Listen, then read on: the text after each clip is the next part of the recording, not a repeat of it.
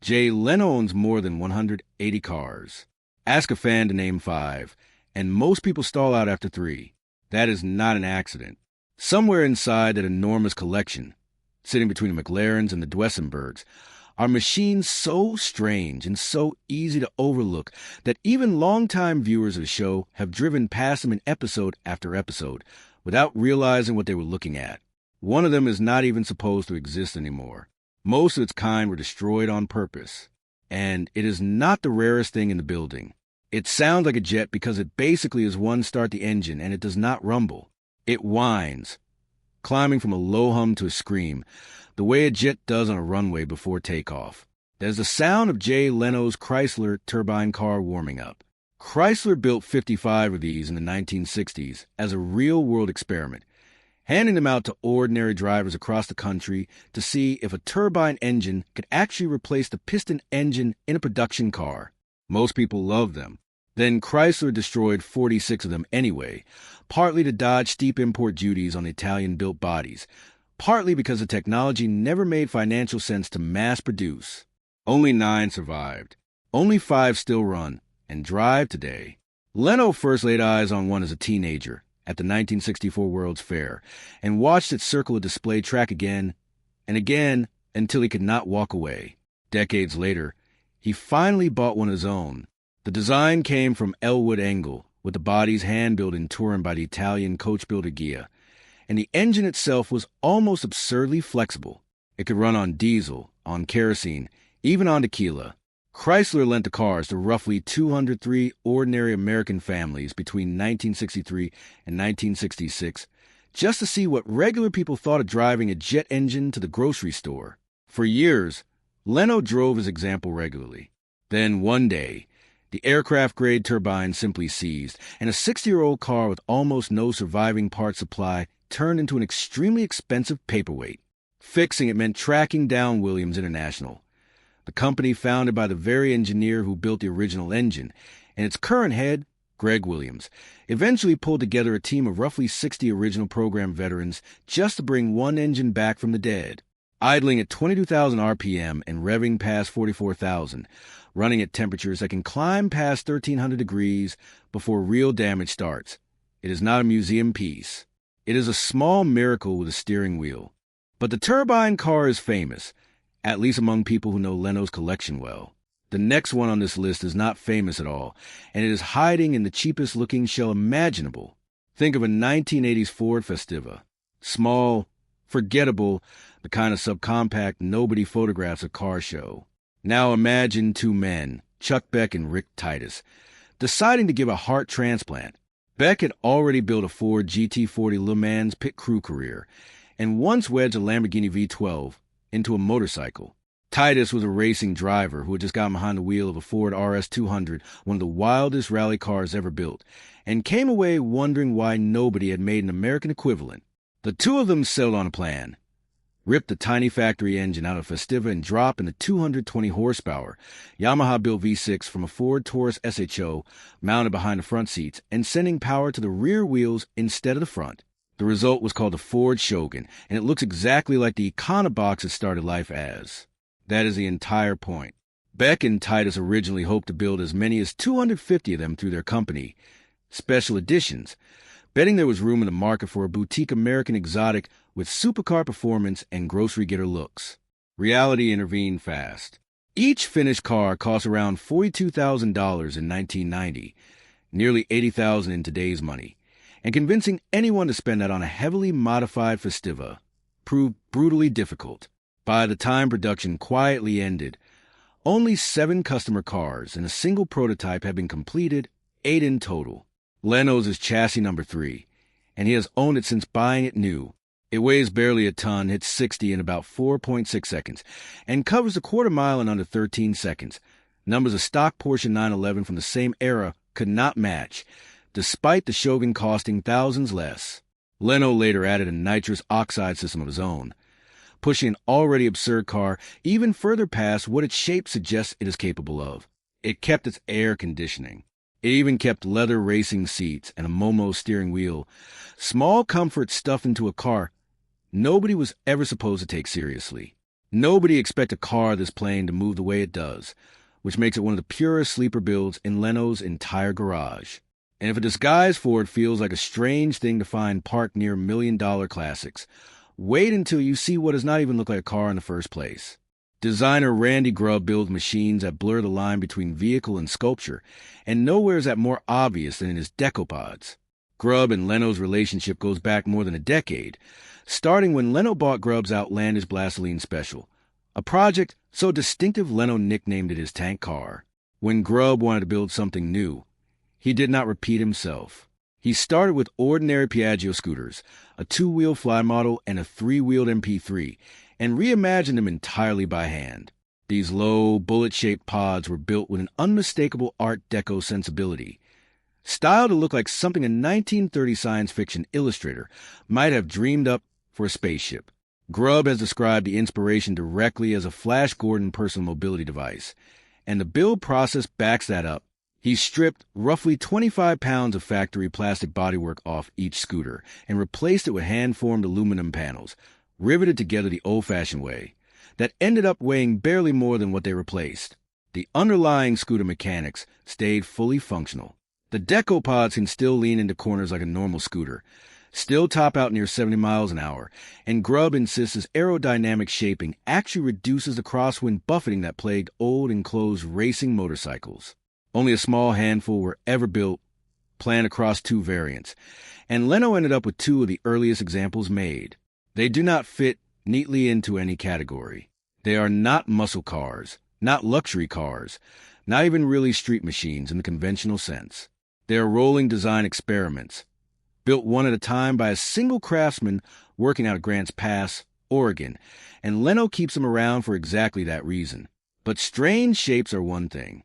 What comes next is stranger for the opposite reason. It looks completely ordinary, and that is exactly why almost nobody remembers it. Somewhere in a collection sits a Cunningham C3, a coupe built by a company most Americans could not identify if you put the name in front of them. Briggs Cunningham, an heir to a meatpacking fortune, spent years and a small fortune trying to do something no American had managed.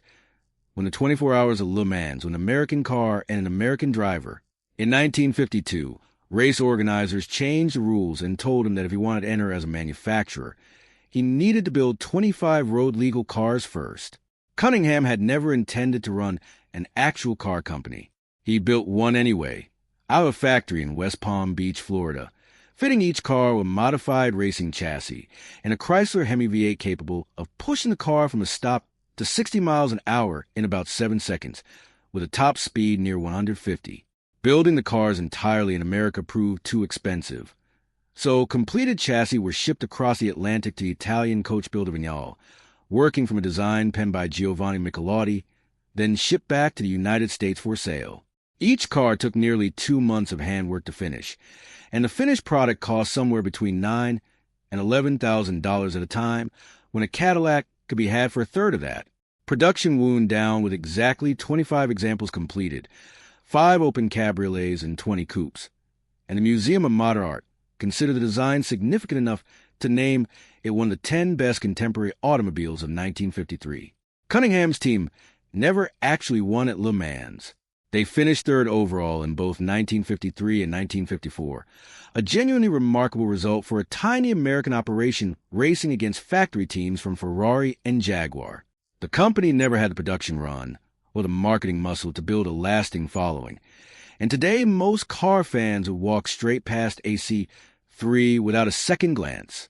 Leno keeps it not because it is fast or famous, but because it represents an entire chapter of automotive ambition that simply never got the audience it deserved.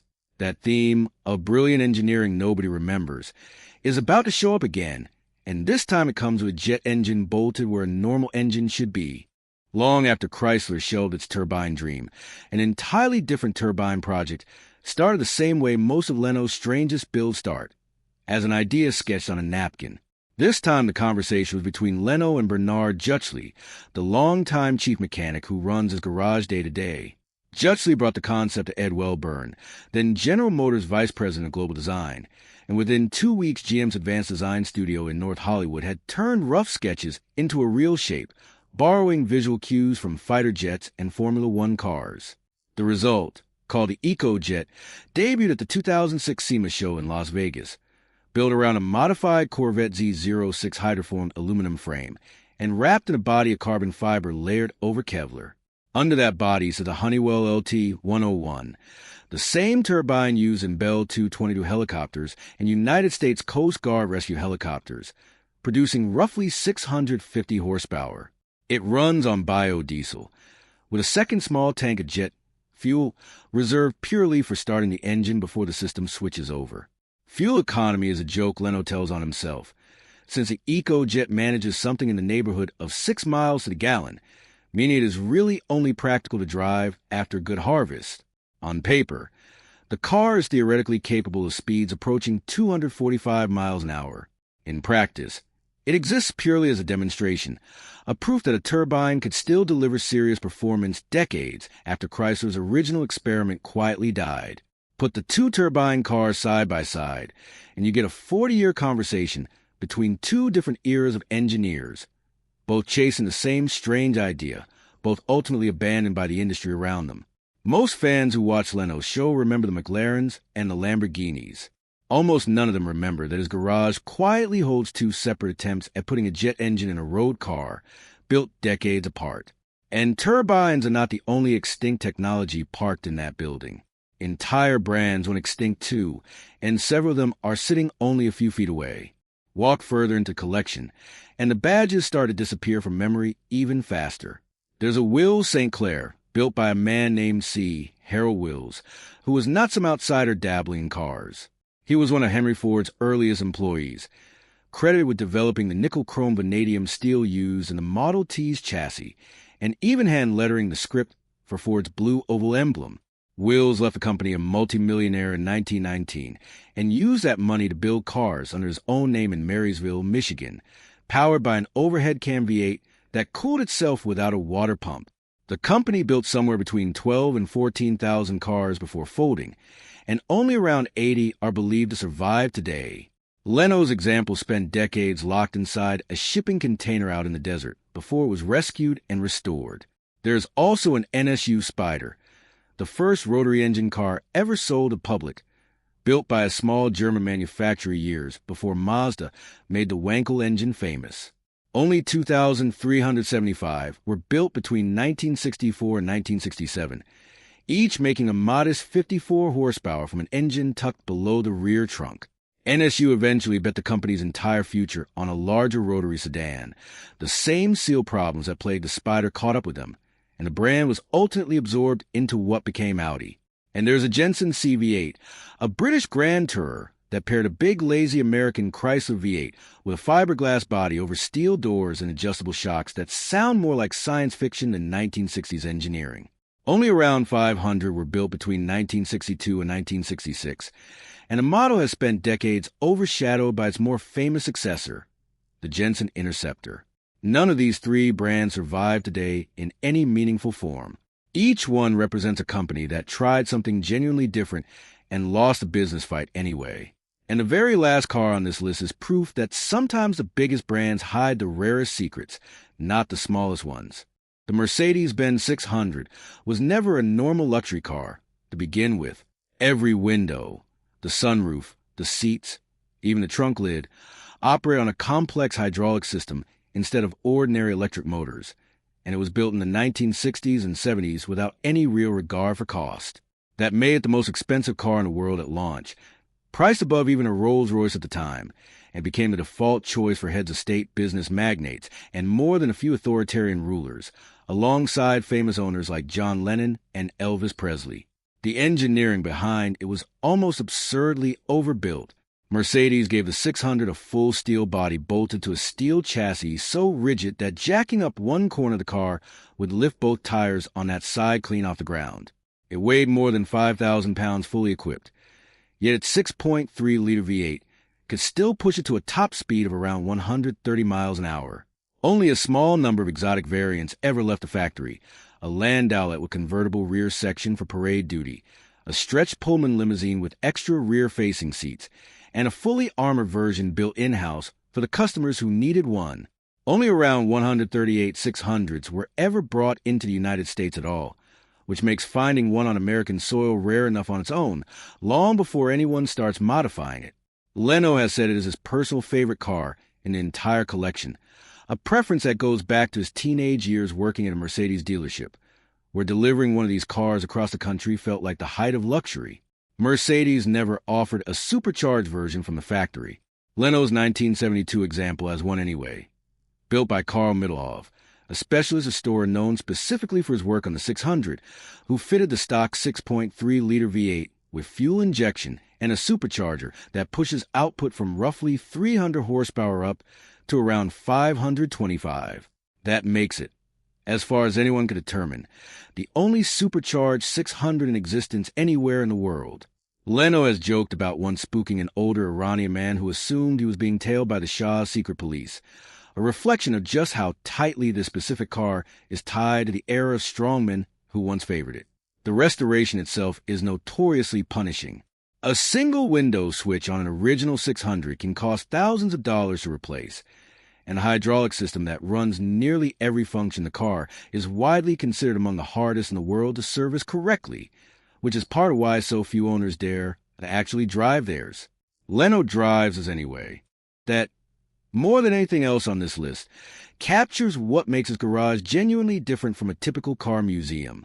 A museum protects rarity behind glass and expects you to admire it from a distance. Leno starts the engines. He drives the turbine cars, the sleeper Fords, the vanished brands, and apparently even a Mercedes that should not technically exist, and he treats all of them the same way he treats his most famous cars, as machines built to be understood, not just displayed.